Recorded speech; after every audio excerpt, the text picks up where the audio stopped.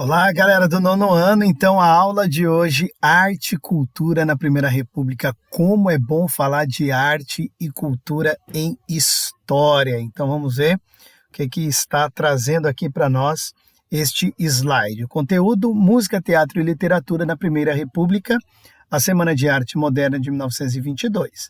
Objetivo, compreender os movimentos artísticos, literários e musicais que refletiram as transformações sociais e políticas do período republicano. Contextualizar a Semana de Arte Moderna de 1922. Tem um vídeo aqui falando só sobre a Semana de Arte Moderna de 22, tá? Que aconteceu de 13 a 17 de fevereiro. Então, lá em fevereiro agora de 2024, eu postei um vídeo lá dentro daqueles dias falando sobre a Semana de Arte Moderna, e aqui a gente vai aprofundar algumas questões a mais. Então, a Primeira República e a cultura. Sabemos que entre 1889 e 1930 as mudanças sociais e políticas foram marcadas pelas oligarquias e pela limitação da participação popular. Limitação da participação popular, né? O regime republicano, proclamado em 1889, não acarretou uma participação popular efetiva e muito menos ampliou de forma expressiva os direitos sociais, o que uma reforma republicana teria que fazer, né? Ao contrário, durante a Primeira República, o sistema político foi dominado pelas oligarquias estaduais, como nós vimos na aula anterior. A ascensão dessas oligarquias aliadas a práticas de fraudes eleitorais e a influência dos coronéis consolidou um sistema político que perpetuava no poder, né, essa nova elite brasileira, tá certo? Então tem todo esse contexto que nós já vimos na aula anterior. Enquanto o cenário político se caracterizava pela concentração de poder, as manifestações culturais e artísticas eram utilizadas enquanto plataformas de crítica social. Olha aí a arte sendo usada para crítica social. Nesse contexto, a produção cultural passou a se destacar como um espaço de articulação de identidades e de reflexão sobre a realidade social no Brasil. A produção artística, literária e musical da época refletia a complexidade das relações sociais no país. A literatura, por exemplo, se tornou um veículo de denúncia das desigualdades sociais para alguns autores, enquanto a música, o teatro e as artes plásticas desempenhavam papéis semelhantes, oferecendo narrativas alternativas em relação às oficiais. Na música, na Primeira República, a música brasileira passou por um período marcado pela influência das músicas populares e folclóricas. Nesse contexto, podem ser destacados dois compositores, Chiquinha Gonzaga e Ernesto Nazaré. Chiquinha Gonzaga incorporou ritmos populares e inspirações folclóricas em suas composições. Sua contribuição consolidou o choro como um importante gênero musical. Ernesto Nazaré, por sua vez, ficou conhecido como um dos maiores expoentes do piano brasileiro, amalgamando influências do choro, maxixe e samba em suas composições. As produções desse compositor contribuíram para a consolidação de uma sonoridade tida como genuinamente brasileira. No final do vídeo, nós vamos ouvir aqui essa canção de Ernesto Nazaré, que está sugerida aqui no slide, o Escovado, tá certo? Vamos lá, seguindo. No teatro, desde a passagem da monarquia para a república, o teatro de revista ganhava espaço por tratar das transformações sociais que ocorriam na época no Brasil.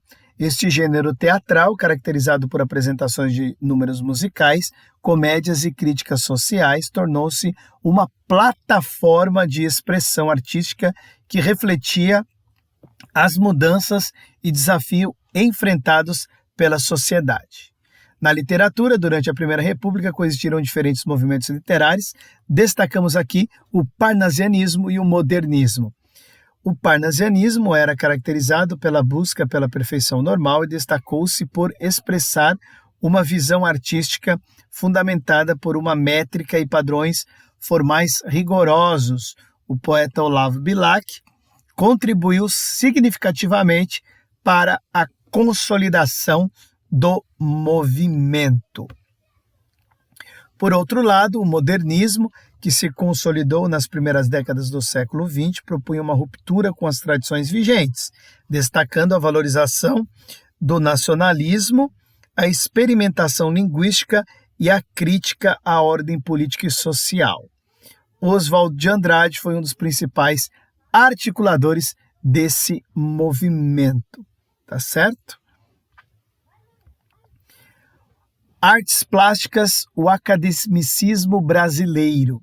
Durante a Primeira República, as artes plásticas no Brasil eram influenciadas pelo academicismo, priorizando o emprego do rigor técnico e elaboração das representações visuais. Os parâmetros utilizados pela escola eram derivados do neoclassicismo, que buscava resgatar valores artísticos tradicionais. Então, valores artísticos tradicionais.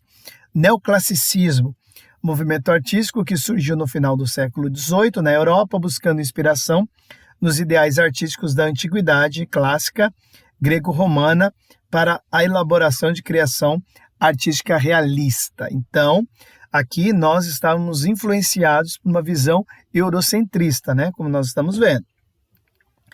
No contexto brasileiro, o academicismo direcionava sua atenção para temas vinculados à história do país. Pedro Américo, Vítor Meireles e Rodolfo Almoedo destacaram-se como artistas desta escola, contribuindo para a consolidação de uma narrativa visual que buscava construir a identidade nacional. Suas obras frequentemente abordavam eventos ou figuras históricas que consideravam relevantes. As artes plásticas, o modernismo. A Primeira República no Brasil também testemunhou o surgimento de movimentos que buscavam romper com as convenções acadêmicas estabelecidas. Então, nesse contexto, artísticos como Anita Malfatti desempenharam um papel importante ao desafiarem as normas tradicionais das artes plásticas, experimentando formas, cores e técnicas. Então, tem aqui uma pintura tropical de Anita Malfatti, de 1917. Malfatti foi pioneira ao introduzir elementos artísticos modernos na cena artística brasileira e uma exposição com suas obras que ocorreu em 1917. É considerada a primeira exposição com obras modernistas no Brasil. A abordagem não convencional dos modernistas, como Malfatti, que trouxeram influências e discursos de modernidade de suas vivências na Europa, contribuiu para a criação de um ambiente cultural e culminou o quê? Na Semana de Arte Moderna de 22, tá? Então, a Semana de Arte Moderna de 22, ela é revolucionária na questão das artes do nosso país e ela traz ali uma questão pitoresca, né? Ela traz uma brasilidade, ela traz o Brasil para as artes, rompendo com todo esse padrão que existia, que bebeu de uma fonte lá da Europa, do eurocentrismo, desde das missões francesas que vieram aqui para o Brasil. A gente vai bebendo dessas fontes, e aí a Semana de Arte Moderna ela vem para romper com tudo isso, né? A República do Café com Leite, aquela questão política quadradinha. Então, a Semana de Arte Moderna aqui no Brasil, ela vai trazer todas essas informações. Os idealizadores dela foram Mário de Andrade e Oswald de Andrade, né? Eles propunham a crítica às normas academicistas, destacando a necessidade de uma expressão mais autêntica, moderna e genuinamente brasileira. Então, a arte ela tem que ser produzida aonde você estiver. Ela deve ser produzida nas periferias, ela pode ser produzida assim no ambiente acadêmico, mas não tem que ter esse padrão, esse ambiente acadêmico é assim, então isso que é a arte que deve ser exaltada. Não, a arte que é feita nas periferias, trazendo aqui para a nossa realidade de mundo, a arte tem que ser feita nas favelas, em todos esses ambientes, lá nas comunidades, né? Então, esse é o grande segredo, e a Semana de Arte Moderna ela traz esse grande exemplo e essa ruptura com o tal do academicismo, tá certo? Alguns participantes aqui da Semana de Arte Moderna vão aparecer aqui para nós. Heitor Villa-Lobos, né? Grande Heitor Villa-Lobos, na literatura, música e pintura e escultura. Então, vários artistas se destacaram, tá? Então, se tratando da música, Heitor Villa-Lobos foi o grande expoente. Também Mário de Andrade, Tarsila do Amaral participaram. E aqui tem o grupo dos 5 que estão aparecendo aí para vocês, né, com a Anita Mafalte, Mário de Andrade, Menotti Del Pitta, Oswald de Andrade e Tarsila do Amaral. Tá certo? Então, o que aprendemos hoje, conhecemos o cenário cultural na Primeira República, analisamos como foi por meio de manifestações culturais como a música, a literatura e das artes plásticas, propuseram mudanças e expuseram críticas sociais. Entendemos que durante a Semana de Arte Moderna de 22, artistas como Mário de Andrade e Tarsila do Amaral romperam com os padrões estéticos convencionais, propondo produções que pretendiam trazer autenticidade a serem genuinamente brasileira. Então, viva esses artistas, viva a Semana de Arte Moderna. Olha como que em história a gente tem que abrir o leque para tudo, né? Então, a arte, ela é capaz de nos mostrar e apontar o dedo e fazer críticas sociais que são importantíssimas. Então, sempre a música, a arte, ela vai trazer essas questões para nós. Nono ano, vai ver muito isso também durante a ditadura militar no Brasil, tá certo? Então, como prometido, vamos ver aqui agora, no final desse nosso vídeo, vamos lá, Ernesto Nazaré, Escovado. Vamos finalizar aqui o vídeo ouvindo essa canção.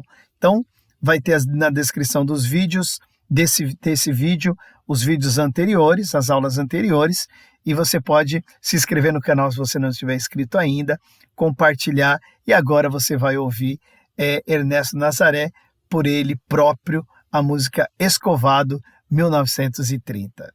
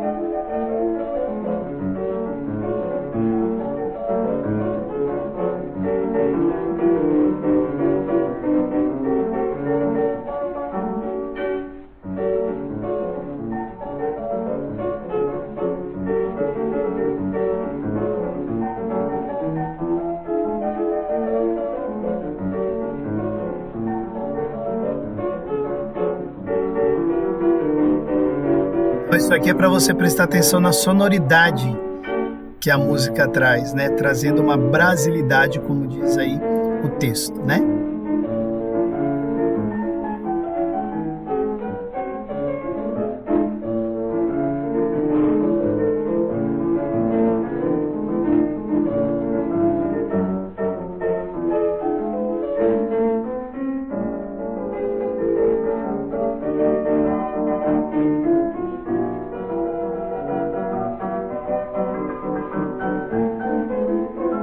Então, um forte abraço a todos, fiquem com Deus, tchau, tchau, até a próxima aula.